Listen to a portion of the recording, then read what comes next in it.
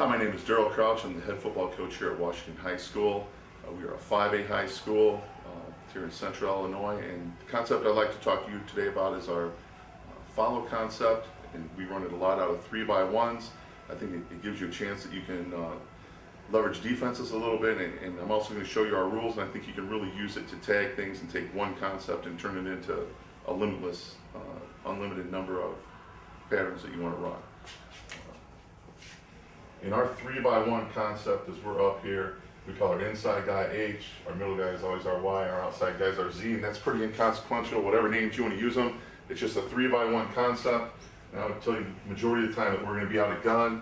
Our protection up front, we use big on big protection. And with this concept, I'm big into using rules. And I'll give you the rules as I go along as well. And we number our receivers inside out. Our inside receiver is always our number 1. He's our number 2, and he's our number 3. Okay, so that makes it pretty simple. And our number 1 receiver is always going to run what we call a dart. And on that dart route, he's breaking in the box right at the linebackers. Okay, and I'll just give you a 4-3 look. He's running right at the backers, and he's our hot route. If something bad happens, if they want to bring a Sam or they bring a Mac, he's going to replace that backer, and he's who we're going to throw to hot if we have to quick off the edge, or if they outnumber us blitz-wise, bringing people downhill. Our number 2 receiver, he's always going to run what we just call our square in. And he's basically breaking in that 8 to 10 yard range coming into the box. 8 to 10 I say because a lot of it's dictated by his speed and where he can get to. Our faster kids are going to break that at 10. Our slower kids are going to break it at 8 and sometimes even 7, or they may have to speed cut depending on what kind of an athlete they are for us. And then our number 3 receiver on the outside, he is always going to come over the top in a post. Okay, so he's going to post over the top of everything else and be our home run shot, or if somebody tries to squeeze down in the box. A lot of teams, as soon as we get in this, are going to give you some kind of cover 3 shell for the most part, and sheath him over the top, and leave our X back on the back side. And that's the basic front side concept of that.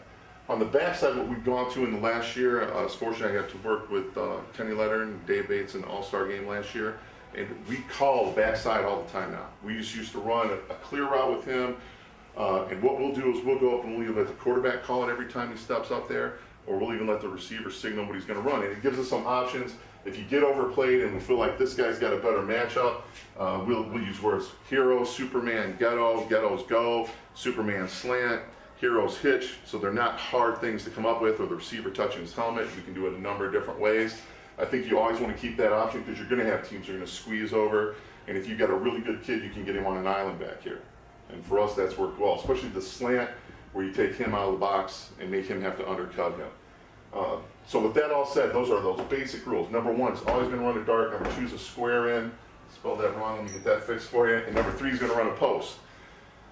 With that said, we make all receivers know those rules. Number 1 runs a dart, 2 runs a square, and 3 runs a post. And reason being for us is I might have my 4th best receiver might be a Z. I can put him, insert him in the game, and it doesn't matter where he goes. He's either number 1, 2, or 3. He knows what his rules are, what that concept is, and he can run that. And that's kind of a quick overview of how that works out. And again, he's our hot route. Sam comes, we're going to replace here. A lot of times, here's where our quarterback's eyes are going to be. We're going to read what's happening in the box here. To make things work a little better for us, I think that you can add a lot of things to that with those same rules. I'm going to erase those and take these receivers' routes out. You can do a lot now with your motion. If we go from a spread, which we're in quite a bit too. So if we start out in a spread, we can choose the motion on H all the way through. Well, now he's going to be the tag that's going to be, if you just look, number 1 now is the Y. Number 2 is the H because we motioned him in between, and number 3. So he's going to run the dart, he's going to run the square, and he's going to run the post over the top. You can motion him short, have your Y line up a little wider. Now that all stays the same.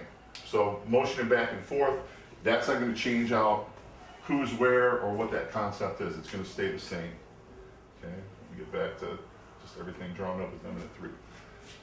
Now I was talking about tags. Tags are a great thing. You can take this one route, and I can change this route limitlessly. And some of the things we like to do are, as soon as we tag a route, let's say I run H-go in this. My H, he's down hard. He's down the heart, so he's going to draw the safety's attention. He's probably going to draw somebody's attention here. Well, these rules don't change as far as where's number one. Well, number one's here now. Because he's tagged, he becomes out of the mix. Number one's rule is I'm gonna run it dark. So he's running at that backer, he's running at the edge of the box. He's still gonna be your hot guy. He may just end up wide open because people drop and they leave nobody over the top of him, okay? Now, number two, here's my number one, like I was saying, number two becomes out here with that Z. He's gonna run the squaring. So sometimes he'll help clear things out and you'll be able to see right here and hit this. And we do a drill I'll talk about a little bit later that helps, so we just call it throwing windows. You know, but our quarterback's big read is what's happening right here. We've got to see this first when we get the ball, if we're in gun or if we're in a 3-step or 5-step drop. If he's coming, automatically I got to throw hot and hit that guy, gonna replace it. Coaching point on our receivers, if we throw hot to you, as soon as we got the ball, we want to go vertical. We don't want to keep coming in the box because the mac's waiting for us down here. We want to get vertical and make things happen. So let's say he stays home, he sits down, we go out, he drops to his landmark. We're looking for this window here. Where's he going to hit at? Okay, he could hit him in any one of these as he makes his break. And I think that's one easy way to run it. A tag that we've ran a lot that has been good for us because you really leverage those flat players down is we'll just tag H out of our 3x1. So our H, our Y, and our Z. Our H is just going to run a speed out. His rule still is I'm number one now, because we've removed number one. He's tagged with H out. He's tagged, he's going to run that speed out. He becomes one, he's running the dark. So you're going to get a little bit of a rub with these two guys here, which is a great combination. And he's going to hit the square and over the top. A lot of times we'll hit our H, we'll catch him on the out. You get a lot of cover 3 corners where he's bailing out of there anyway and he's soft. We get a chance to hit this. He runs hard, this window's going to open up in behind, you know, and it's tough because he's going to rub that sand backer a little bit as he runs that route and he's going to help you out. And those are just two of the tags that we use. The H out has been good to us. We'll also tag our Y and throw him into the mix. If you tag the Y, it can be simple as Y go and you get that clearing aspect again. He's running the dart, he's running the square in. He helps clear some things. If you get a corner that leans on this too much and tries to help out on the square in, you know, as he's coming down, he's tough to squeeze him. We can either get behind him if you run Y go, or you can run Y corner and take a shot over the top of him. We really get a lot of teams that will come out and they'll go to cover 3 because of this. The thing I'll add that we'll do that I think would help you out as well is if we get teams that don't want to come out and play cover 3, and we'll get those that'll just stay. We're going to be a cover 2 team no matter what you play.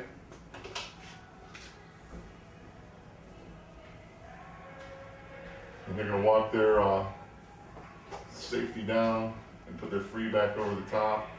And they'll slide their box a little bit with these two guys. Anytime we get a 3-on-2, we're going to call ram or bubble. We're going to throw a bubble route because you can't stop that short one. You know, and depends on where you're at. If it's not a great play for us, if it's 3rd and 12 or 3rd and 15, but if it's a 3rd and intermediate 5 to 8 yard route, 5 to 8 yard for that down, we think that this kid's got to be good enough that he can take that ball and turn that into a 5 to 8 yard game. So that's our follow concept. Hopefully that'll help you out a little bit. This is our bubble concept off of it. If we get somebody that wants to stay in a 2 shell, we feel like we can beat you if you can put 2 guys against our 3. Hopefully that'll help you out. If you have questions, you can always get a hold of me here at Washington High School. Thanks a lot for your time today. Ready?